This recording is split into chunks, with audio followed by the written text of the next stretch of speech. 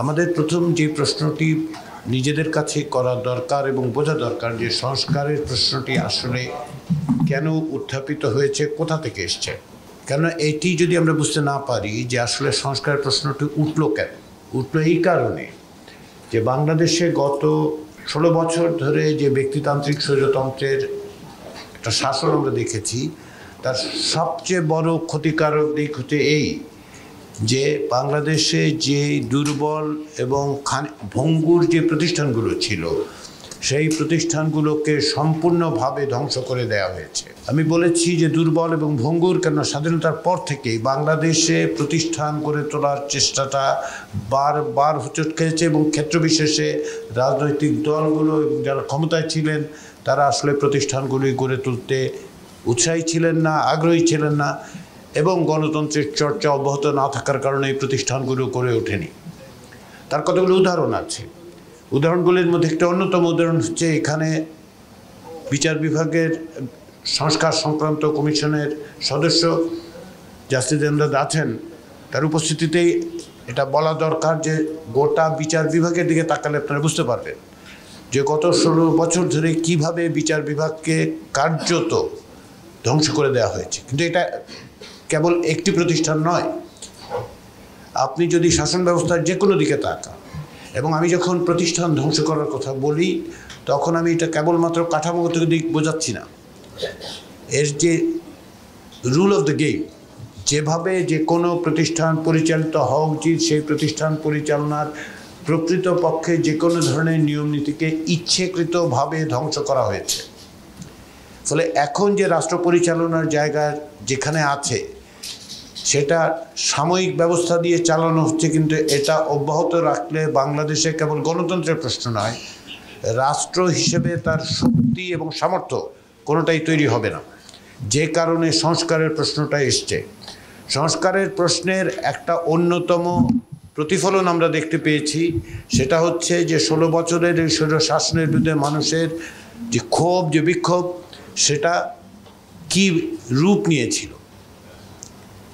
যে কারণে এই সংস্কারের কাঠামোগত দিকগুলো ছাড়াও আমরা বারবার যেটা বলছি যে সেটা হচ্ছে রাজনৈতিক সংস্কৃতিতেও পরিবর্তন করা দরকার, কিন্তু কাঠামোগত পরিবর্তনগুলো ছাড়া, বিচার বিভাগকে পুনর্গঠিত করা ছাড়া, প্রশাসনকে পুনর্গঠিত করা ছাড়া সর্বোপরি যেটা গুরুত্বপূর্ণ সেটা হচ্ছে একটি জবাবদিহিমূলক ব্যবস্থা তৈরির যদি সাংবিধানিক এবং প্রাতিষ্ঠানিক ব্যবস্থা না করা হয়, তাহলে যখনই আমরা নির্বাচন করি না কেন, যে এমনকি যদি একটি অবাধ এবং সুষ্ঠু নির্বাচনও সম্পাদিত হয়, তাহলে শেষ পর্যন্ত এক বৃত্তচক্রের মতো আমাদেরকে সম্ভবত এই জায়গায় ফিরে আসতে হবে। সংস্কারের তাগিদটা হচ্ছে ওই জায়গার থেকে। যদি একটি জবাবদিহিমূলক রাষ্ট্র ব্যবস্থা আমরা তৈরি করতে চাই, যদি আমরা মনে করি যে আসলে এমন একটা ব্যবস্থা যেটাকে আমরা গণতান্ত্রিক বলে দাবি করতে পারবো, এমন একটা ব্যবস্থা যেখানে নাগরিকের অধিকার সুরক্ষিত হবে এবং রাষ্ট্রের দায়িত্ব হবে যে নাগরিকের সমস্ত অধিকারকে রক্ষা করা, সেটা ভায়োলেট করা নয়, সেটা যদি আমরা নিশ্চিত করতে চাই তাহলে কাঠামোগত সংস্কারের আর কোনো বিকল্প নেই। অন্তর্বর্তী সরকারের দায়িত্বে পড়েছে, তারা এটিকে সংগঠিত করার চেষ্টা করছেন, এটাকে স্টিয়ার করার চেষ্টা করছেন, কিন্তু দাবিটি আসলে প্রকৃতপক্ষে নাগরিকদের। যে নাগরিকরা পরপর 3টি নির্বাচনে ভোট দিতে পারেননি, নির্বাচনের নামে যেই প্রহসন হয়েছে, এমনকি প্রহসন শব্দটাও আসলে একটা আন্ডারস্টেটমেন্ট। এটা নাগরিকদের দাবি, এটা রাজনৈতিক দলগুলির দাবি। আপনি খেয়াল করে দেখুন, প্রত্যেকটা রাজনৈতিক দলের সাথে কথা বলে আপনারা বুঝতে পারবেন, এবং তারা প্রকাশ্যে যেভাবেই বলুন প্রত্যেকবারই যেটা বলেছেন সেটা হচ্ছে এই কাঠামোগত ব্যবস্থায় আপনি স্বৈরতন্ত্র মোকাবেলা করতে পারবেন না। বাংলাদেশে ভবিষ্যতে স্বৈরতন্ত্রের উত্থান প্রতিরোধ করতে হলে এই কাঠামোগত পরিবর্তনগুলো লাগবে।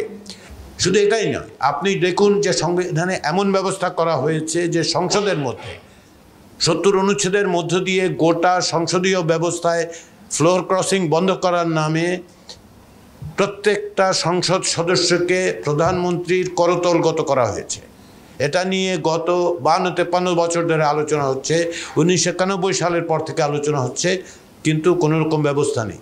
যে কারণে আমরা দেখতে পাই যে প্রধানমন্ত্রী রিমুভালের কোনো প্রসেস নেই।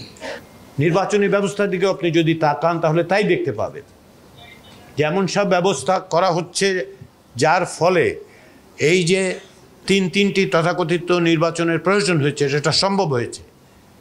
নির্বাচন কমিশন বলে একটি প্রতিষ্ঠান কোনো রকম দায়বদ্ধতা ছাড়াই দায়িত্ব সম্পাদন করেছে এবং তার জন্য তাদেরকে কোনোভাবেই জবাবদিহিতার মুখোমুখি করা যাচ্ছে না। আপনি যদি একইভাবে দেখেন যে জনপ্রশাসনের ক্ষেত্রেও আমরা ক্ষমতার যেই ভয়াবহ অপপ্রয়োগ দেখতে পেয়েছি, এগুলো আসলে প্রাতিষ্ঠানিক কাঠামোর গভীর দুর্বলতা, যেগুলো মোকাবেলা করা ছাড়া, সংস্কার করা ছাড়া বাংলাদেশে জবাবদিহিমূলক রাষ্ট্র তৈরি করা যাবে না। সে কারণে এই সংস্কারের দাবিটা উঠেছে এবং সংস্কারের দাবিটা জনগণের, সংস্কারের দাবিটা সিভিল সোসাইটি, সংস্কারের দাবিটা রাজনৈতিক দলে। এর জন্য সবচেয়ে বড় ভূমিকা রাখতে হবে নাগরিকদের।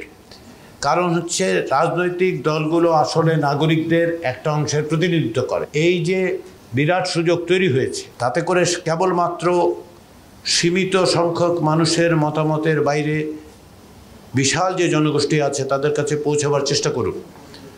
তারা কি বলছেন, তারা কি চান, সেটা আমাদের কাছে, শুধু ঐকমত্য কমিশনের কাছে নয়, সকলের কাছে তুলে ধরার চেষ্টা করুন। আপনাদের একটা দায়িত্ব আছে এবং আমি আশা করি এই পর্যন্ত আপনাদের কাছ থেকে এই সংস্কার প্রক্রিয়া বিষয়ে বিভিন্ন রকম সহযোগিতা পাওয়া গেছে এবং আমি আশা করি আপনারা সেটা অব্যাহত রাখবেন। তার চেয়ে বড় জিনিস হচ্ছে যে বিভিন্নভাবে এই সংস্কার প্রক্রিয়াকে বাধাগ্রস্ত করার চেষ্টা করা হচ্ছে, বাইরে থেকে হচ্ছে, ভেতর থেকে হচ্ছে, এই অর্থে যে যারা মনে করেন যে এইরকম কাঠামো অব্যাহত রাখা দরকার, বিশেষ করে যারা পরাজিত শক্তি, তারা এটা মনে করে। ফলে আপনাদের দায়িত্ব হচ্ছে, আপনাদের কাছে আমার অনুরোধ হচ্ছে, আপনারা এই বিষয়গুলোকে নজরে রাখুন, জনগণকে, নাগরিকদের অন্তর্ভুক্ত করুন আলোচনায় এবং তাদের মতামত তুলে ধরুন।